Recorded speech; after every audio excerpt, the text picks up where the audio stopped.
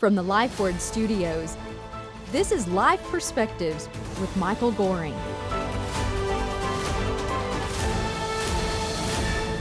Joining me today is retired Los Angeles County homicide cold case detective J. Warner Wallace. Jim, it's great to see you, my friend. Welcome to the program. Thanks for having me. Looking forward to this conversation. So, Jim, in your work, you stress the importance of applying the principles of detective work to investigating religious truth claims.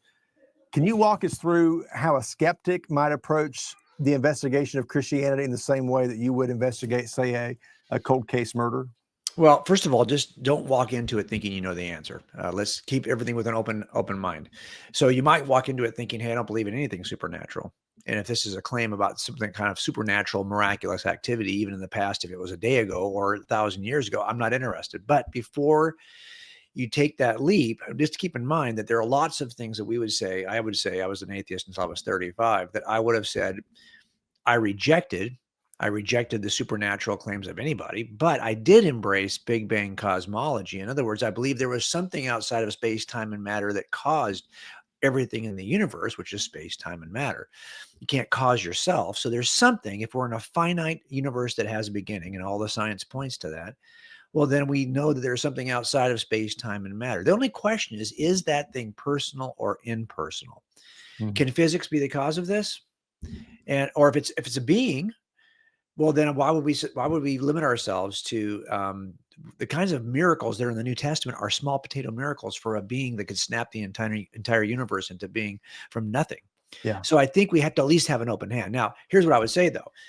I'm a skeptic like anybody else, and I was not raised as a Christian. No Christian friends growing up. I thought the claims were ridiculous because they were supernatural in nature. But when I read the Bible for the first time, I realized that these were claims, not just kind of arbitrary claims about the nature of God, like fortune cookies. These were claims by people who said this sequence of events occurred in history at a certain time. Mark is scribing for Peter. Well, Peter was an eyewitness.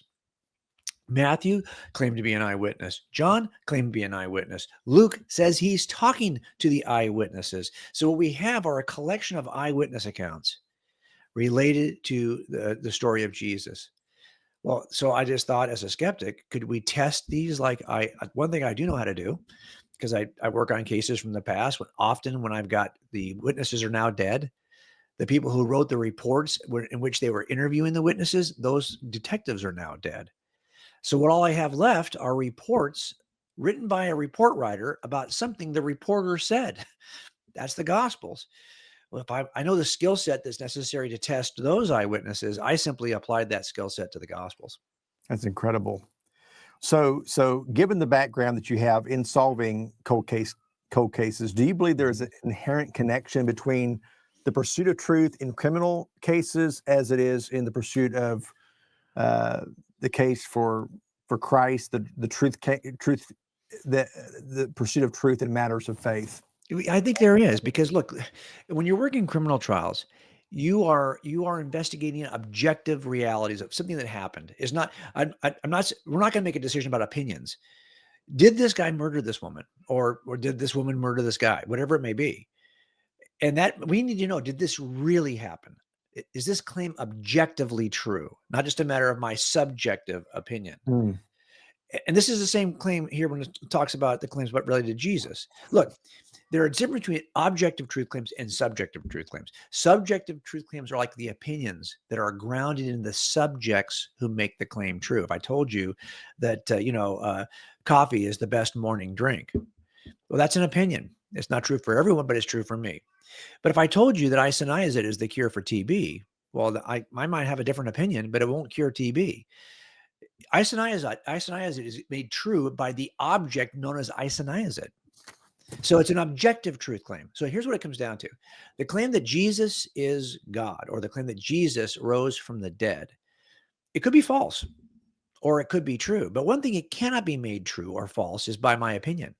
My opinion has no leverage on it at all. Just like this particular defendant, he cannot be guilty because I want him to be. He's only guilty if he did it. The same is true here when it comes to the story of Jesus. He cannot rise from the grave because I want it to be so. Either it happened or it didn't. So it's an objective fact about history. And just like in a murder, you're going to investigate these objective claims about the past. We're doing the same thing here. So, I mean, like in today's culture, many will argue that Christianity is simply a product of cultural conditioning or personal preference. And Right. so do you counter the claim? How do you counter the claim for religious belief is Well, merely subjective? yeah, well, okay. So that's what I would say. So if ask yourself the question, can the subject make it so by simply willing it or wanting it or changing his opinion about it? If I said that Jesus rose from the grave, well, he may not have, or he may have. I cannot keep him from having risen from the grave by simply changing my opinion. How about this claim? God exists. That actually is an objective claim about reality. I'm not saying it is true yet, because once you discover what something is actually an objective claim rather than a subjective claim, all that's left to do is determine if it's true or false. So I could say that, coffee is the best drink. Well, that's my opinion. How are you going to falsify my opinion? Hmm. But if I said isoniazid again is the cure for TB, that's something you could test. You could know if it's true. And that claim is made true not by my opinion. So that's why this claim about God's existence or Jesus is God, that's a claim that's either true or false, but it's not a subjective claim. It's an objective claim. And by the way, nobody's going to like, if I said to you, the Green Bay Packers are still the best team in football, you could argue with me. And that's not what you believe. Okay, got it. But we're not going to probably argue that too far. But if I said to you, isoniazid is, I said, my opinion is, let's say iced tea. Iced tea is the cure for my tuberculosis. And you said, no, I think the only cure for tuberculosis is isoniazid. Well, that's the kind of discussion that you ought to take part in, because it turns out that objective claims are worth our consideration. They're worth our discussion. They're actually even worth arguing about, because you might just save someone's life. But you're not going to probably change my life much or save my life by arguing about what the best football team is. Right. So in the end, these are the kinds of claims we at least ought to examine. And we certainly ought to take the time to present wisely to our friends who hold a different opinion. Look, Christianity is not just kind of a convenient way that I like to live. Christianity is a claim about the cure for what's killing us all spiritually. Yeah. If it is a cure claim, then it's a matter of life and death, spiritual life and death. So this is the kind of claim that I would think you would probably spend time trying to talk your sick loved one into taking the isoniazid, because if he thinks that iced tea is actually the cure, you ought to also spend the time trying to talk to your spiritually disconnected and non-believing friends, because it turns out that Jesus is the only cure for sin. Yeah. And he's the cure for what is separating us from God. And it's worth the time to discuss it. That is I hope our listeners, those who are watching, I hope they'll really take that to heart. If they're a believer, that they will really seriously take it from that vantage point, from that point of view, that we have loved ones who are spiritually sick, and Jesus is the only cure. That's a great analogy. What role? Well, how do you think the rise of postmodernism, with its emphasis on subjective truth, has influenced the way people view Christianity and other worldviews? I mean, is that? Well, I think it has made a difference, right? Because the idea under postmodernism, this idea of relativism, is that really all truths are only really shaped and formed on the basis of the cultural context in which the claim is made. And your version of truth, given your context, might be different than my version of truth, given mine. But you'll notice that really breaks down when you get into criminal trials. So you can hold a relativistic view of truth, but if you're sitting on a jury and they have allowed you to still sit on the jury, it's probably because you hold an objective view about the nature of this defendant. You believe that someone actually did commit this crime, and that someone it's going to be true regardless of who you are on this jury. If he did it, he did it. Yeah. And so we hold this objective view about those kinds of things. When the rubber meets the road, we have a tendency to slip back into a very traditional objective view of truth claims. So I do think it's having an impact. And this is why that the claim in John, the Gospel of John, chapter 14, where Jesus says he's the way, the truth, and the life, and that no one comes to the Father except through him, must seem ludicrous to a lot of people in the current context if they hold a more relativistic view of truth. You might say, well, that's true for you. Yeah. But that's not true for everyone. Well, it's just like the isoniazid. Mm-hmm. Can I really sit there and say, okay, maybe you're right. Maybe iced tea will work for you. Yeah. Would you really do that if somebody you truly loved needed the cure? I think in that moment, you would actually sift through all of these discussions about the nature of truth, and you arrive right back at the traditional view, because in the end that some things are objectively grounded. They're grounded in the nature of the object, not in the view of the subject Yeah. who's considering the claim. Yeah. Jim, you're a seasoned apologist.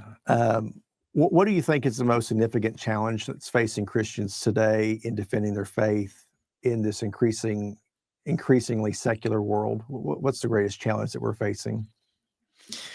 Well, if we're looking at just in terms of like what kinds of claims should we be prepared to respond to, I mean that's one issue for sure. That's an issue of like, well, how should we? What's the one claim? That's kind of the question you're asking, I think, right? Like, Yes. what's the Yes. one claim? Okay. Well, I think that we've shifted. I think when you were my age group, I'm a boomer. Okay, Yeah. so I'm an old guy, and I think if you were to ask the questions, the kinds of question we would ask now, back then at least, would have been, well, is it true? Really? Can you make a case for this? Show me that it's true? I think for my grandchildren, the question will probably be more aligned to, is it good? Because the culture is suggesting that they don't believe it's true, but what they really don't like is that it's a false claim that teaches something they don't think is good. So, a lot is going to come down to how we behave morally, right? How we interact with the world around us. Issues related to sexual behavior, issues related to the sanctity of life, the things that the culture has now adopted and kind of given them their stamp of approval, the seal of approval, are the very things that Jesus was quite clear about, and the New Testament and the Old Testament are quite clear about. The traditional role of marriage and relationships and sexual relationships and gender identity. These are things that the scriptures oppose what is being embraced in the world. Now, here's what's interesting. I do think if you read through Romans 1, you'll see that Paul says that the people who have kind of don't recognize the truth of God in the environment in which they live, they've rejected God altogether and replaced him with a lie. But it's not a lie. In the Greek, it's the lie. What is the lie? It's idolatry. That we have a tendency to worship the creations of God instead of the God who created them. Yeah. This idea of misplaced devotion is really bigger than we think. And I think it is the future that we're going to have to make a case to our young people, because we have a tendency to fixate on the things that God has created. And they're always in these three categories: sex, money, and power. And so we're going to help our kids to see that is not where the answers are. That is not where your desires are going to be met. That's not where you're going to feel the most sense of fulfillment as a human being. It turns out you're focusing on the creation instead of the creator. Yeah. And I think a lot of where we're going to have to start now, you might have started in the past with somebody who's like, I don't believe the case for Christ. I don't believe the case for God. That seems to me like someone more my age. I think if you're younger than me, you're probably asking the question, I can't believe that you Christians think that way about this issue that I think is important, because now you actually worship this. You worship something about your identity. You worship something about your behavior. You worship something about what the world can offer you. And we're going to be able to make a case that there is a God of the universe who is your creator, your designer, who actually knows what's better for you than you know what's better for you. Let's put it this way. And that's so countercultural. Yeah, it is. Yeah. Because we want to answer all of our own questions. We pridefully think that we can create our own purpose and meaning. But if I told you I have this device here and you didn't know what it was, but you could see it, one of the surest things you could do to discover its meaning and purpose is simply to go online, search for it, find it on a search engine, go to the manufacturer's website, and that's what it's designed to do. Yeah. Didn't know that. I understand that. What did you just do? You know that the surest way to discover something's purpose is simply to ask the manufacturer. And that's true also for us. We're not the manufacturers, folks. If you want to know what your purpose and meaning is in life, it'd be wise to consult the manufacturer. And what we've done instead is to say, hey, I can just create my own purpose. And that seems to work for a season until something traumatic happens. And then you're just questioning, well, what is this all about? I actually think the biggest issue we have today is how we form our identity and the relationship between identity and trauma. Let's put it this way. Every time you've ever experienced a trauma, you've also experienced a change in the way you saw yourself. Yep. Oh, That's I'm true. a married man. Oh, now I'm divorced. Uh, I've never been sick. Oh, now I've got this diagnosis. You see, it changes the way you see yourself. The reverse is also true. Every time you have an identity shift, you experience trauma. It works both ways. Trauma causes an identity shift. Identity shifts cause trauma. If you want the least traumatic, challenging life possible for yourself, you'd be wise to pick an identity that doesn't shift. Kind of simple. Now, Yeah. we have a tendency to do instead is to pick shifting identities, and we gather them from a number of places.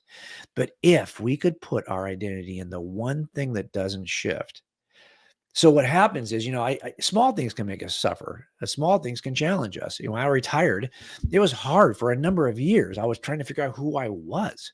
I've known people who stayed way too long doing Yeah. certain things because they just could not envision themselves as anything else. Well, if I would have just taken the view that, hey, I'm still in Christ, the Son, beloved Son of the Father, who loves us as his own children, I was that person before I retired, and I was that person after I retired. But because I wouldn't surrender and focus on that aspect of my identity, I struggled for years. Hmm. So I think if we're going to, and this is why Christianity is not just true, it's good. Yeah. And if you can simply surrender to it, you're not just surrendering to the claims of your creator, but you're surrendering to the plan of your creator. And he's got a plan for you. And he knows how you've been shaped. And he knows that if you won't put your identity in him, number one, you could argue that you're not saved as a Christian if your identity is not in Christ. Right. But two, you will suffer the ups and downs of your own identity formation for the rest of your life. So it is not just true. It is actually good for you. Yeah. His plan is good. Right. Jim, what I appreciate about you so much, and what I love about your ministry, is that you're examining the gospel from the vantage point of what you've done your entire career as a homicide detective, cold case detective.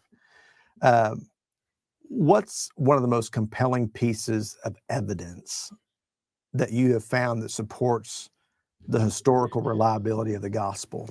Okay, so if I was to tell you, okay, so I first started in by, I just needed to know, does it pass the test for eyewitnesses? Was it written early enough to have been written by, this is the same test we apply in the jury instructions in California. So this is what we tell jurors to consider when they're listening to an eyewitness on the stand. Was he there to see what he said he saw? So I needed to know, were these gospels written early enough to actually been written by people who were there? Two, can it be corroborated in some way? Three, has it changed over time? Four, was it written by somebody or said by somebody who's got something to gain out of this? Got a motive that's sideways. Okay, that's how we evaluate eyewitnesses. But here's the bigger problem. I think when people ask me this question, I'm a cumulative case guy. I'm working cold cases. Another way to think of cold cases is just lame cases. They're lame, and that's why they're cold. That's why they're unsolved, because there were no eyewitnesses. Perhaps it's a very, very faint case, evidentially. So what I do death by 1,000 paper cut cases. I'm going to have 1,000 small paper cuts, so don't seem like much. And if I showed you any one of these pieces, you go, yeah, okay, well, maybe he did it. But when you see 50 of them all pointing to him, the case is overwhelming. And you realize, yeah, it's kind of hard to see this out of the context of everything else you just showed me in the last 3 weeks in this case and trial. Well, the same thing was happening for me. So it's not just the way we test eyewitnesses, but it was also about looking at all the alternative explanations for the empty tomb and trying to figure out, do they work? Do the non-Christian explanations work? But it's not just that. It was also looking at the impact that Jesus had on culture, because if he is who he said he was, we should see a huge number of ripples in the little pond when Jesus's rock gets tossed in. I wanted to know, were those ripples there? It's not just that. It's that, do the claims of Jesus in the New Testament actually contribute to human flourishing? In other words, does he get us right? It's a bigger cumulative case. Does the document stand up to scrutiny? Does the claim of the resurrection stand up to scrutiny? Did he have the kind of impact we would expect if he really did rise from the grave? And does he know us? Does he explain us the way we really are? And it took me a number of years in books to kind of flesh that out. But as you look at this larger, if I was to diagram it for you, you'd see that there's hundreds of pieces of evidence in each one of these small categories. Was it early enough? Well, there's a bunch of data there. Can it be corroborated? A bunch of data there. Is there any motive? Has it changed over time? A bunch of data there. Has he had any impact on art, music, literature, education, science, and other world religions? There's a ton of data there. Is he describing the way we actually are and how we flourish, the nature of humility and misplaced devotion and all the things, identity and all the things we talk about? Well, when you look at that whole set of evidences pointing to this one reasonable inference, it's just hard for me if I want to live in the truth. And by the way, I wasn't looking for something. I know a lot of people who come to Christ because they've had great trauma that it fixed their lives. They were looking for something, looking for direction. That was not me. My wife wanted to go to church. I'll go. I wasn't trying to disprove her. I know Lee Strobel's a good friend of mine, and Leslie came to faith first, and he was trying to disprove her. I wasn't even that interested to try to disprove Susie. She wasn't a believer. She became a believer when I became a believer. So for me, it was just like, hey, is this true? If it's true, I'm in, even though it's largely inconvenient. If you think about it, my behavior before, and I felt very good about who I was, but it's a lot harder to live as a Christian. Yeah. But number one, we are going to become, listen to me, folks, listen to me. This is going to become very unpopular. Yeah. If you're a Christian, you hold this view, but that's where your faith is going to grow. I'm reading through the Gospel of Mark. It's the earliest gospel of all the gospels, and the amount of suffering that's described in the Gospel of Mark. Now, it's written in Rome at a time when Christians were starting to be persecuted. Tacitus says they were hated for their beliefs, the Roman historian, and Christians were suffering in Rome. There's an early movement after Christianity became the religion of the empire in the 4th century. Some Christians looked at what Christians had become now that the religion had been legalized, and they said, this isn't nearly as devout. Like, we were better off when we were persecuted. The level of commitment in an entire movement, moving out into the wilderness to explore your faith, because we gotten kind of soft. Folks, we have been soft for hundreds of years. Yeah, that's true. And as persecution begins, and I think it's going to happen, at least we're not, if nothing else, we will not be a favored category. Yeah. You might just find that you'll have a deeper faith and a deeper sense of trust. And the people who remain will have to be the ones who are more committed.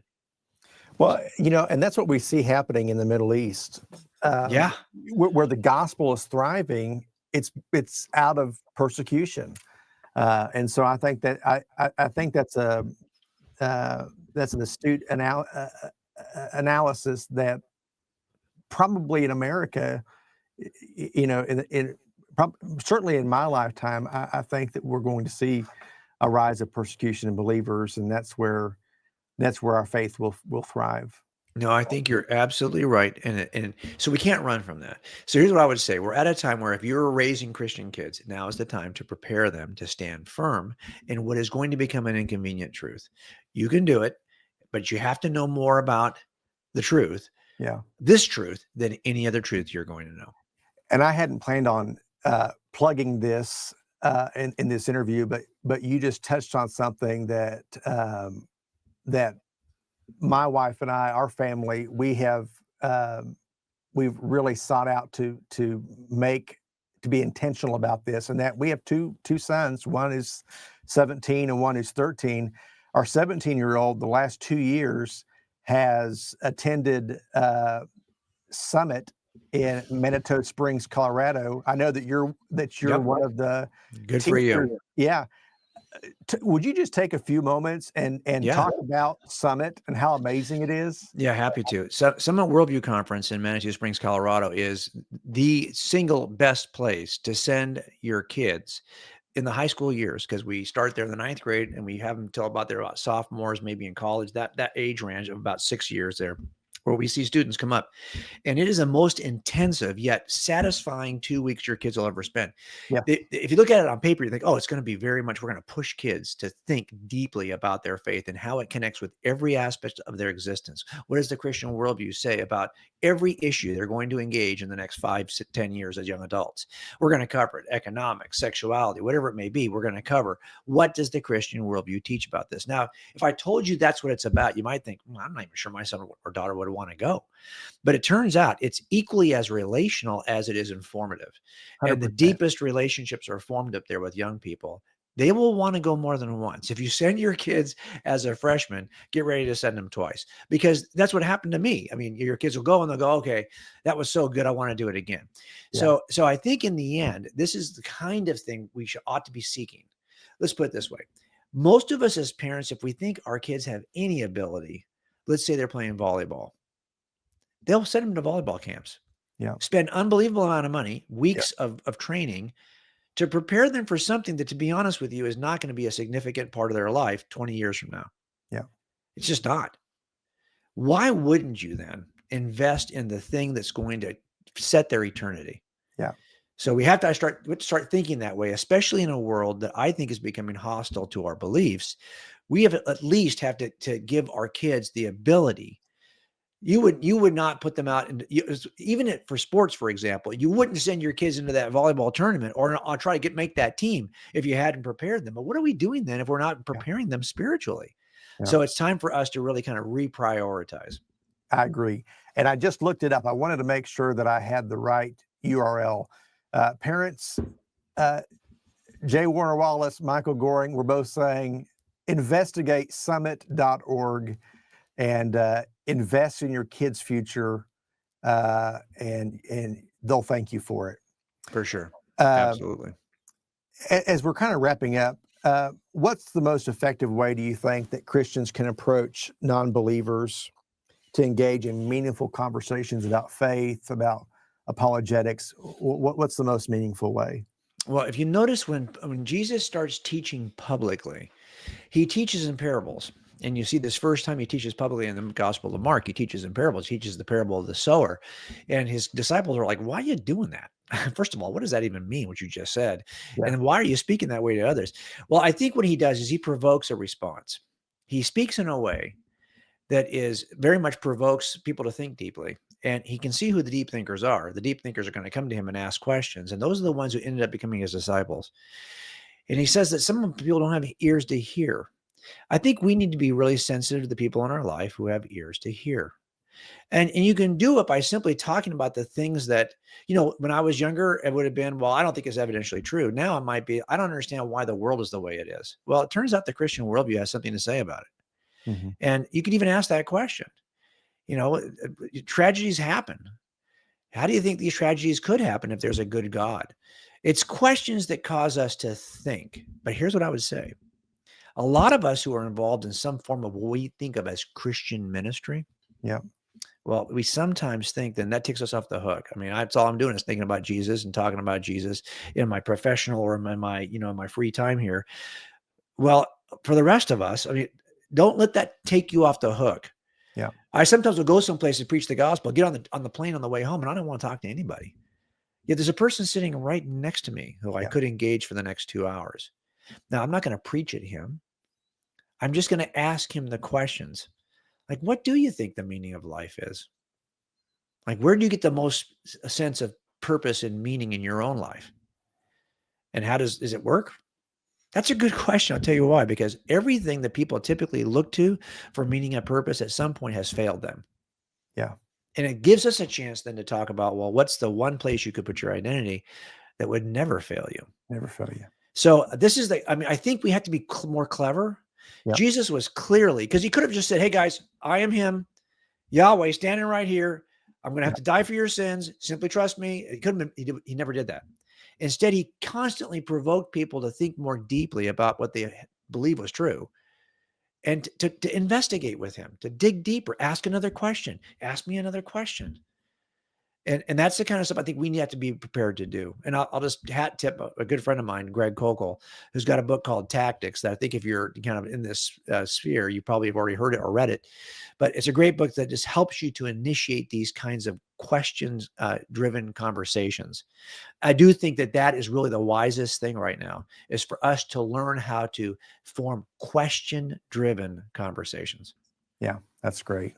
And some people may look at that and they may say, that's intimidating to me. That's overwhelming to me. You have a wonderful resource through coldcasechristianity.com. And I would just encourage people to utilize that resource,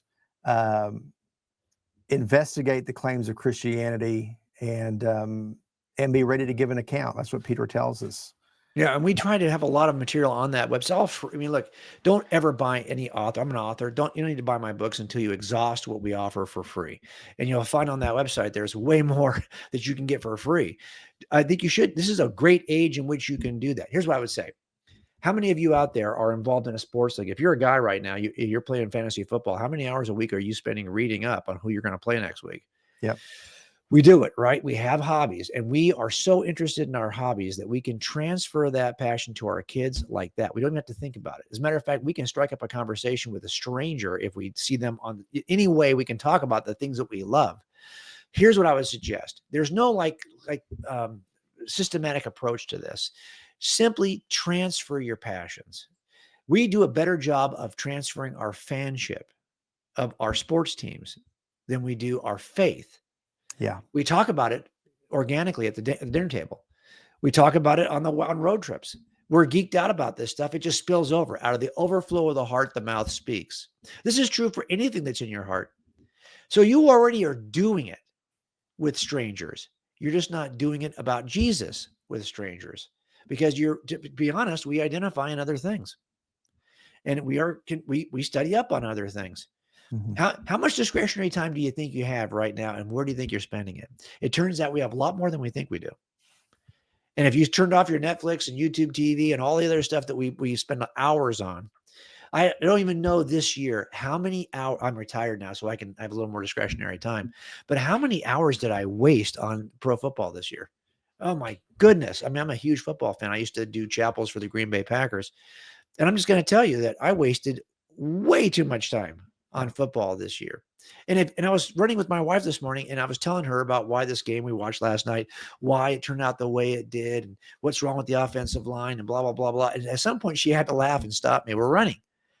She's laughing because, like, why do you know all that? Like, it's what, and I had to apologize. Yeah. Like, does she even care about that? Probably not as much as I do. Yeah. But I'm almost embarrassed about how much minutia I know about something that, to be quite honest, doesn't matter. Yeah. Well, we at least have to know that much about what does. Yeah, that's good. Jim, thanks for the great discussion. We could talk for hours. I appreciate your time, and I hope you'll join us again in the future for additional episodes. To learn more about J. Warner Wallace, visit coldcasechristianity.com. I'm Michael Goring. This has been Life Perspectives. Thanks for watching.